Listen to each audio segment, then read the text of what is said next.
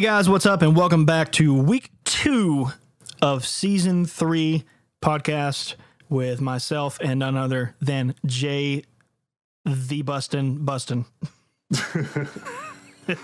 Season 3, episode 2, minute number 1. Let's kick it straight off. What are we talking about this week, Matt? Okay, this week we're going to talk about two things. I'm just going to go ahead and lay it out. Just literally this entire next half hour, however long this lasts, I'm going to be talking about two subject matters, and that is going to be math and history. Oh man, dibs on math because I suck at history. That's good because I love history. So I like it. It's just my brain is analytical and musical, so history is not my strong suit. That's interesting. I actually don't know too many people that would like willingly jump on. Oh, I'll talk about math. So that was really interesting. Matt, what video games are we talking about today? Well, okay, just random fact, I guess, because we talk about nonsense on this all the time. Math brains and musical brains are tied together because they are both analytical thinking patterns. Because you take a concept, but it may not work out the same each time. You have to adapt every single time and get it there, more like a formula or something in that regard. Yeah. So since I have a musical brain, I also have a mathematical brain because I have an analytical thinking brain. I have memorizational skills, but in a analytical fashion, not as in a looking at words on a page and being able to remember every single last one of them and dates and stuff like that in a historical format.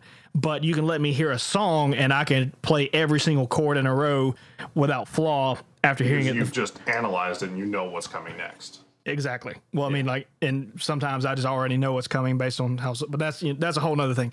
Yeah, but anyway, so that's 1-4-5 chord structure. That is every single worship song. 1-4-5-6 minor every single time. But anyway, so that's completely nothing to do with anything. So let's just get this kicked off.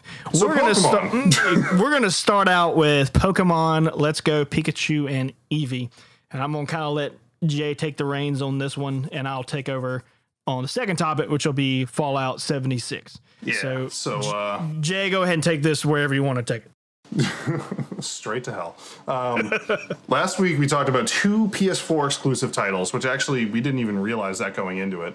Right. This week, these 2 titles, because it's technically 2 different video games, Pokemon Let's Go Pikachu and Pokemon Let's Go Eevee, are Nintendo Switch exclusives, naturally. As Pokemon titles, they're going to stay on the Nintendo consoles.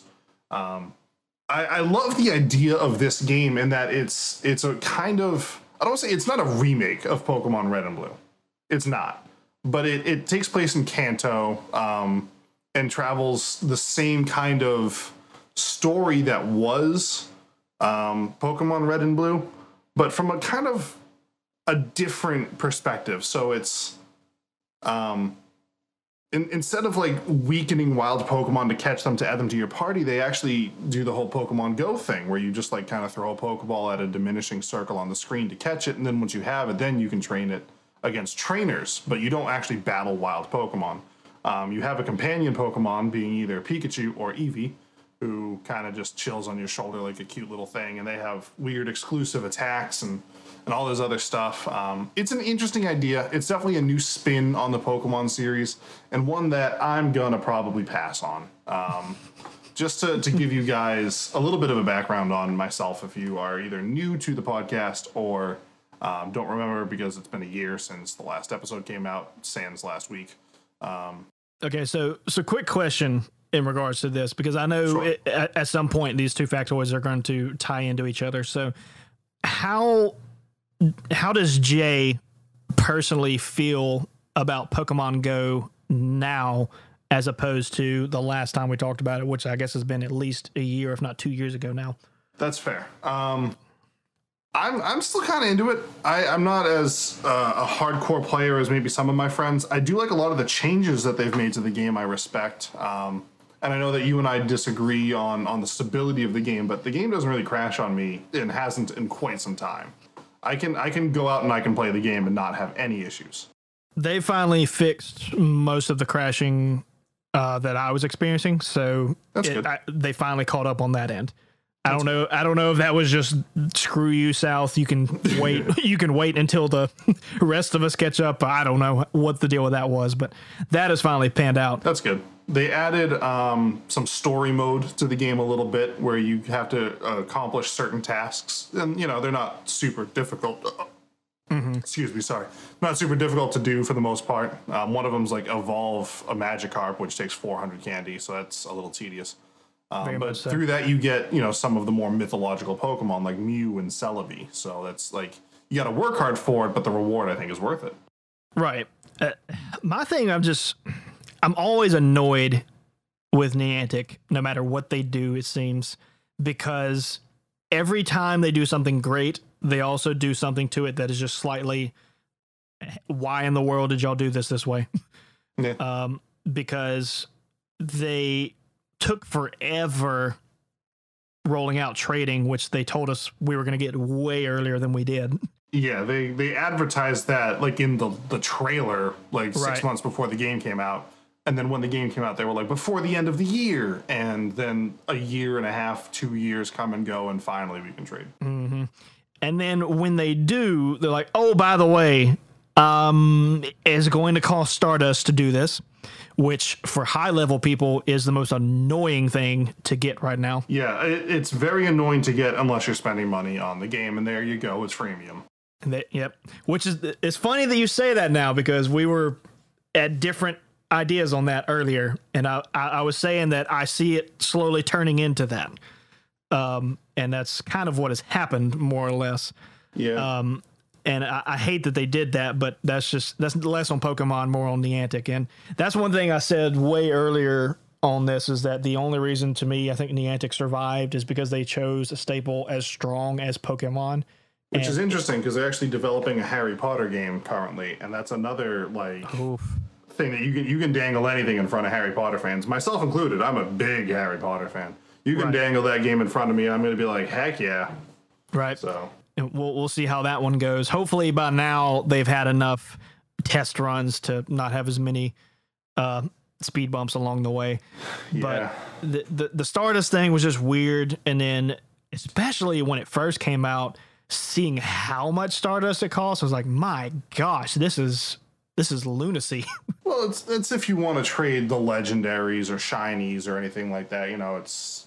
Well, if you're just trading for a regular Pokemon, I think it's pretty comparable.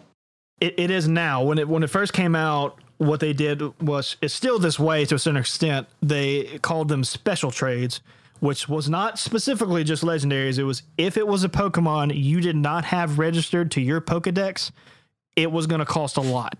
Right. And I mean a lot early on. They nerfed it a little bit, but it was something upwards of 50,000+ Stardust. It was something ridiculous. I think it's like 15,000 now or something like that. But it's now. I understand why they did that, because they didn't want to put the game on easy mode where you can just complete the Pokedex by not doing it to work.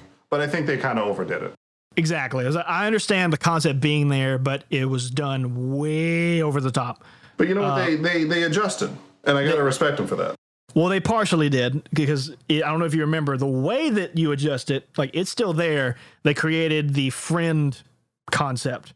I like the friend concept. Right, but the only way for you to cause trades to be more manageable is to get gifts and send them to friends back and forth, to where you build the friend meter to where it costs less and less to trade.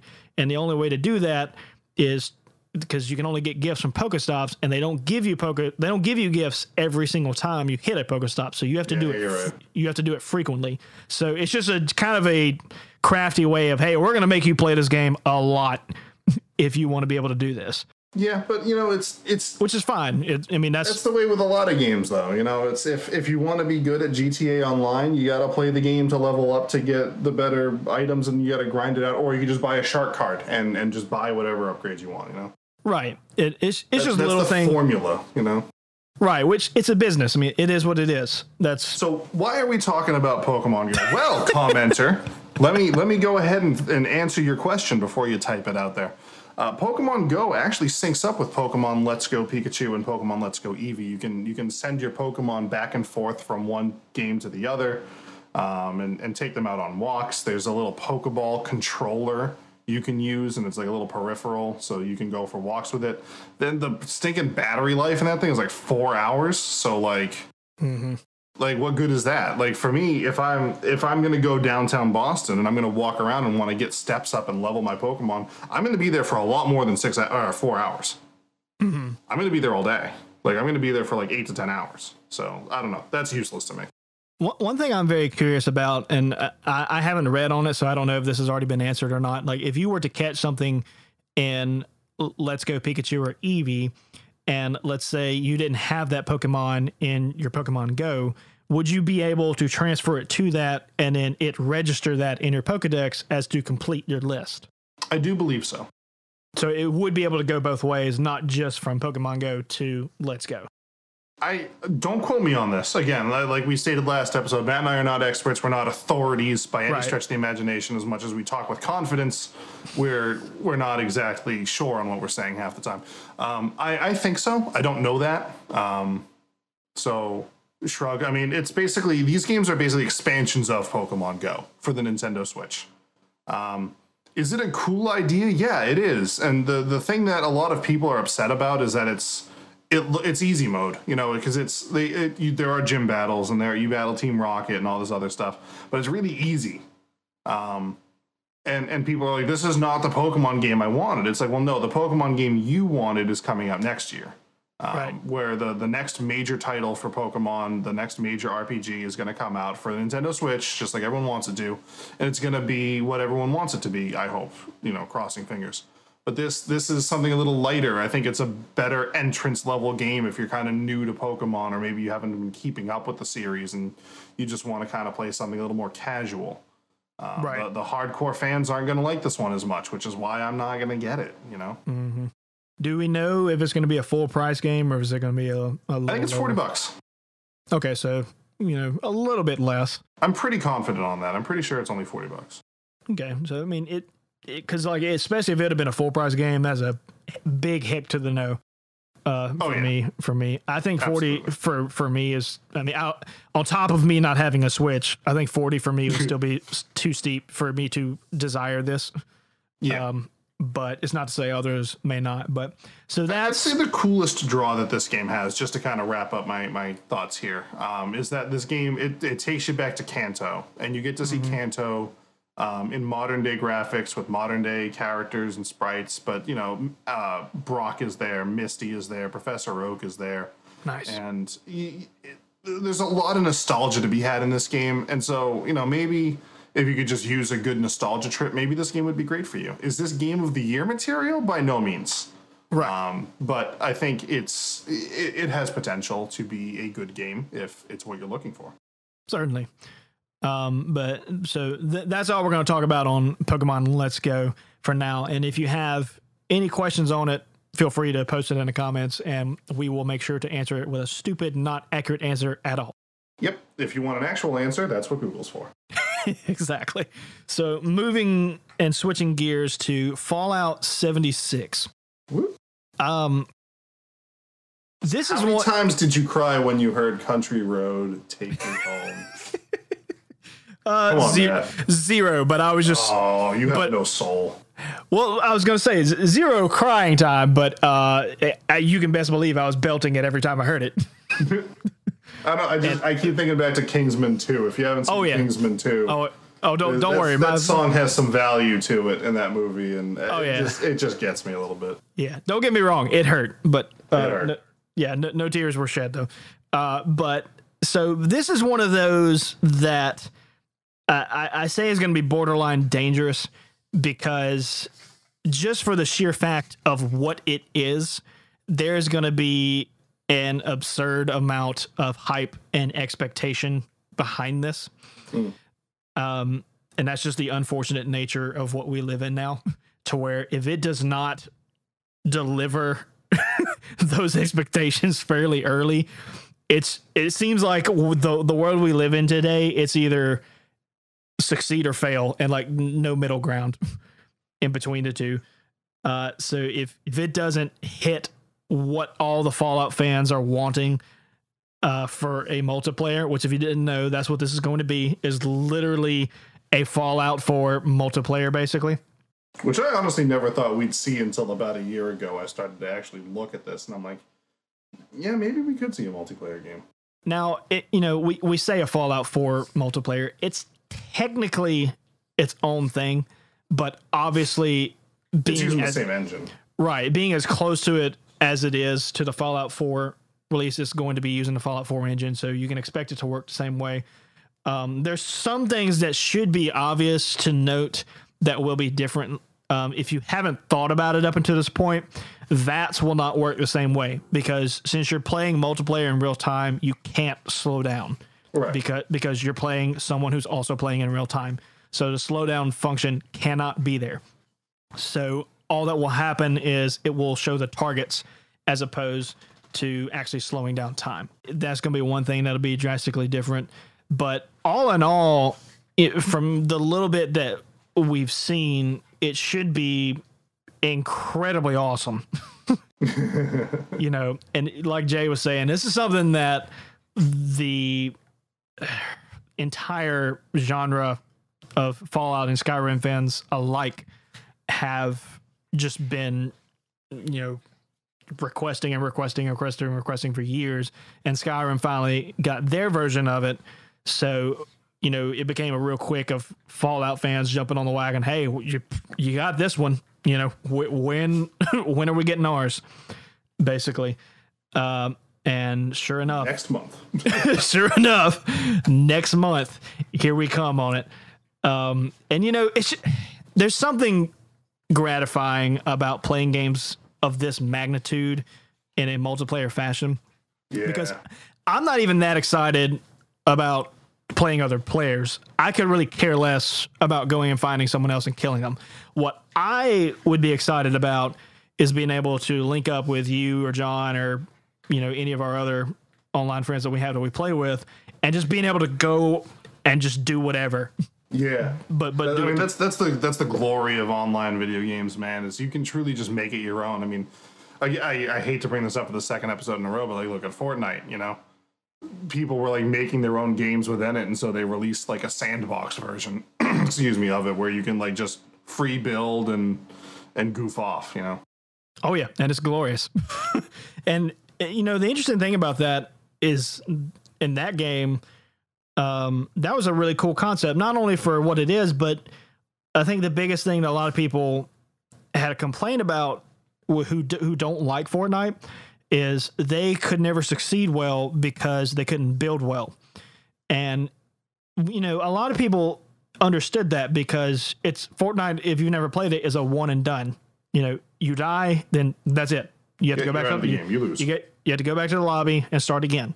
That being said, you should go ahead and insert the Gene Wilder "You lose, good day, sir" clip right there.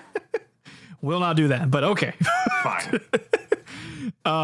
So that being said, it can be very tough to really learn certain mechanics when the turnaround time is that short of how. I mean, if you're trying to just build and ignore everybody, but say someone sees that and just snipes you out the woodworks, then you're just done, and then you have to go try it again. And it takes, especially since they've filled up a lot of the more quiet spaces in the map recently. Like you used to be able to drop to the swamp in the bottom right corner, and no one would be there, and you'd have tons of trees to chop down, and you could just practice building. But since then, they've completely changed the map, and now there really aren't any quiet areas to jump to anymore. Right. I mean, a lot of it boils down to what the people who have the pass, I can't remember what they call it. It's not season pass. The battle pass. Battle pass. It depends on what the challenges are for that week. If you have a friend that knows that, then you can pretty well know what's going to be heavy populated and what's not that week. It kind of changes from that to that, but that's a whole other thing. But in comparison to that, there's going to be some really cool things to expect here. And as we've kind of hinted on all those things we were just saying, a good comparison I would make in a sense would be the Borderlands series is kind of what I'm hoping for, more or less, because to me that was the most beautifully done multiplayer storyline game. It really was great, wasn't it? If that makes sense. It's not just a Fortnite, hey, let's get together and go shoot a bunch of people. Like, no, this was... Yeah, there's story to Fallout 76. There's stuff you got to do. Yeah. And, you know, we can go fight a Deathclaw together, which is way better than fighting one by yourself. Right. We may not be, you know, perpetually terrified when we actually have 3 of us here to fight this thing. Well, they have some new demons and monsters in this game that are bigger and badder than Deathclaws. So it's gonna be real and intimidating. Great. That is for those of you who don't know, this map is the largest Fallout map that's ever happened. Like Fallout 4 was huge, and this is 4 times the size. So right. There's a ton to explore. Insane. You can shoot nukes at each other too. Which is insane to think about. It. It's not only that we're taking, okay, we're going to make this multiplayer and we're going to make it 4 times bigger than what you've had. Like, wow. I mean, that's one of the other things I love about this is it's not going to be like 100, 200, 300 people in a server. It's going to be like a couple dozen. Right. You know, you'll have your squad, and you might go an entire session without seeing another human. There's no NPCs. You know, the whole story is you're like the first people ever out of the vault. This kind of predates the rest of the Fallout series, as far as the timeline goes. So you might never run into another person in a play session. You might run into a bunch, and you might work together, or you might, you know, find some nuclear launch codes and blow each other up. Like there's a whole bunch of stuff to do, and I'm looking forward to it. And you know, and to dwell on what Jay was saying there, there is an opt out of PvP. So if you don't want to have to worry about randos showing up and shooting you, there is an option to turn that off. That's to where, yeah, so you can have it to where it's a server basically of just who you want, or randos that are not going to shoot you, or you can turn a PvP on to where it's, you know, every man for himself. Yeah. You know, just like most MMOs, it's going to have pretty much every option you could expect in that format. So this game, Fallout 76, it's coming out for PC, PS4, and Xbox One. I don't know if that's official yet. I don't seem to remember ever seeing an official announcement, but that's kind of the general consensus, is that this game will not be on the Switch, which I don't blame them for. Again, I just don't think the Switch could handle that game in particular. But I'm torn on whether to get it on PC, where some of my friends are going to be getting it, and I think that it might run a little more beautifully at times. Right. Or get it on PS4, where I know I'll have a more consistent experience with a different group of friends. So I'm kind of hoping that Sony will kind of let you cross-platform this one a little bit, as far as like sending your character back and forth. I don't expect to buy it on PS4 and play with my PC friends, but it would be nice if you know, I don't have to have 2 different characters and 2 different accounts to play with 2 different groups of friends, if I end up buying it twice. But I will definitely buy it once. I definitely think that's a concept that we are slowly but surely approaching. Especially with this whole Fortnite thing that recently happened. Right. That we're gonna eventually have full cooperation on, of all parties just being like, okay, fine, you know. Get your head in the game, Sony. You're getting there. You're getting there. I believe in you. Which is weird, because we've been playing Fortnite for a while now, and I'm on PS4, so how all that works, I don't know. But because I remember when I saw that coming out, that they're finally going to allow cross-platform, I was like, well, we were kind of already... They're allowing full cross-platform. So before, you could play, like, if I was playing on Switch and you're on PS4 and John's on PC, like, cool. But if my friend Rob on Xbox wanted to kick in, that wouldn't work. Well, that was the weird thing. It wasn't out in the open that it was like that, and you could only get it to work if you synced your Epic account to your Sony account. Yeah. You had to do all this weird behind-the-scenes stuff to get it to work, and even then, I couldn't see most of you on my friend's stuff. Like, you would have to add, like, so it was just weird, glitchy version of, like, I don't think it was meant to fully be there, but it was there. It was definitely a little weird. And the other thing that really made me mad about the game is if you bought the Battle Pass on PC and then you went to play on Switch, like, all your costumes would be there, all the whatever. But if you ever once signed in on your PlayStation 4, they like nerfed your account and you weren't able to transfer anything over. Right. which is just the weirdest thing to me. I don't know. So Sony's kind of getting their act together in that regard. I don't expect Fallout 76 to be full cross-platform. That's asking, I think, way too much in this situation. Right. But I don't want them to nerf my character from account to account. You know what I'm saying? Oh, for sure. Which an interesting question that I've heard a few people ask, which I think is asked about every single Fallout 4. So it's just always going to be asked of, hey, why did they pick this specific area? Why did they pick this specific area? So this time around, as Jay was talking about in the beginning, it's in West Virginia. So you have a lot of people asking why West Virginia? So the literal answer from Bethesda itself is that they chose this because they felt that West Virginia was an attractive option because as a rural setting, it would not be an assumed target of a nuclear strike. Yeah, it would be pretty far removed from any ground zeros, you know? Right. So that DC probably being the closest.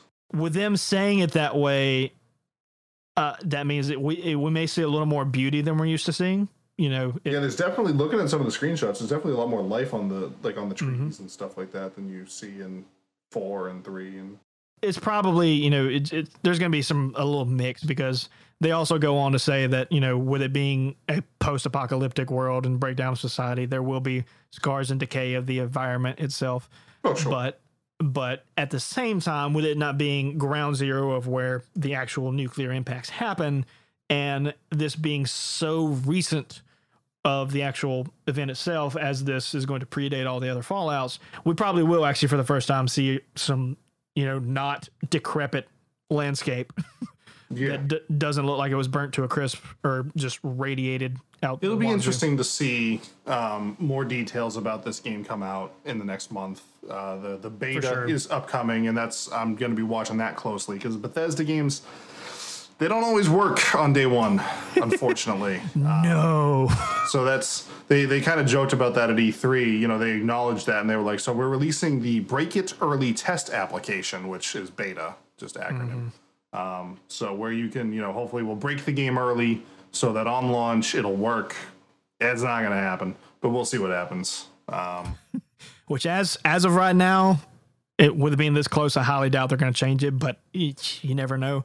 As of right now, a lot can happen in a small amount of time in a video game. As of right now, it's supposed to come out November 14th, which is really, really close. That's just right under a month before we get there. So really looking forward to that. I hope that I'll be able to get that one. And if I do, I may try to if Jay has it, we'll play it. If not, I'll try to get it for him. That way we can jam it out because that'll be some fun times. There's a lot of fun to be had in this game. I'm looking forward to it. I hope you are too. Real quick, where do you think this game would stand up in a game of the year scenario? And it's really hard to tell because this one hasn't come out yet, and with Bethesda being Bethesda, you know, this one. Because there's a lot of fun to be had in this game. Like, you're not going to play this game for the story. You never play a Bethesda game for the story. You play it because it's fun. And I think this game might have a higher fun factor than some of the other ones. I think it will, but for some odd reason, I have this thought in the back of my head that this one is not even going to be considered because of it being... That wouldn't surprise me. Just because of what it is. And even though the reality is this is a new game and this will have a ton of new stuff, I think overall they're going to look at this as, hey, this is Fallout 4, but we've added multiplayer. Even though that's not what this is, I think in terms of the game of the year conversation, I think that might sadly be kind of how this is viewed. Yeah, I don't see this game leaving as big an impact on the industry as maybe some of the other ones. Although one of the things that does scare me about online-only games is they have to be based on a central server. Right. Servers don't last forever. However, what's really interesting is Bethesda said, they addressed that. Someone asked them about that, and they said, this game, we have a plan. This game will live forever. Wow. Their words, not mine. So I'm very curious as to what their quote-unquote end-of-life plan is for this game, if one at all, and seeing how that will evolve, if they'll just, you know, once they shut down their central servers, because that's just a matter of time. It's going to happen someday. Right. you know, if they'll allow people to make their own or what, because a lot of companies, dead games are just something that tick me off a lot, and we see a lot of that in the industry. So I'm curious to see as to what's going to happen with this. If I had to take a guess, I would say as they continue to make the Fallout series, they will continue to update quote unquote Fallout 76 to match the Fallout series as we go. Maybe. And they may combine the two eventually. It would be my guess. Maybe. I mean, that's just a complete shot in the dark, but that's just a guess at that. But that's gonna be it for today's episode. Talked a lot about Pokemon Let's Go and a lot about Fallout 76. Let us know what your thoughts about either of those topics are, and maybe we'll talk about them again later, especially on our 5 to 10 episode specials that we're going to be rolling out, hopefully, as we work out the kinks with that. But before we wrap up today's episode, we're going to toss it over to Jay for the question of the day. What do you got for us, Jay? Question of the day: where would you most like to see a post-apocalyptic game take place? Kind of Fallout stylish. That's, I don't necessarily mean gameplay-wise, but as Fallout's very faithful to the source material. I can walk around Fallout 4 and I can know where I'm going because I live in Boston, and Fallout 4 takes place in Boston. And right. The buildings, even the interiors of the buildings are scary accurate. And I really liked that. And so I kind of already got my answer. I wanted to see a Boston one and I got one. So I know this answer is going to be weird because it kind of goes against everything you just said about having very specific landmarks. Mm-hmm. But I think New Zealand would be really cool. I know that's more of landscape based. Yes. But that's an interesting thing that you picked that, though. Right. I like that. I think that would be very interesting. That or something Eastern. I think we've done enough American options. Maybe it might be cool to do like a London or something other specific. And sure, I wouldn't necessarily know everything personally. Right. But I think it would be a cool change of scenery because it may be a question of, hey, this is happening here. Well, what's happening over in this continent? Yeah, like while all this is happening in the Commonwealth and in the capital wastelands, like what's the rest of the world up to, Right, and that would leave room for completely new enemies or drastic different storylines or whatever you want to have. I feel like in London there'd just be actual dragons. I feel like it would just start to be Elder Scrolls after a while. It would just turn into, that's where the actual overlap of Skyrim, and there's like actually London is just Skyrim. They just haven't, for whatever reason, they lost all technology and then they just completely forgot all their past. And yeah, go figure. So anyway, let me know your answers down below. I like your answer though, Matt. I respect that a lot, and it'll be very interesting to see what Fallout 76 ends up being. Pokemon Let's Go, Pikachu and Eevee, we already have a really good idea of what that game is because Nintendo just lets everything out before the game comes out. But so we're looking forward to both of those titles in one way, shape, or form or another. Come on back next week where we talk about something else. What a lovely outro.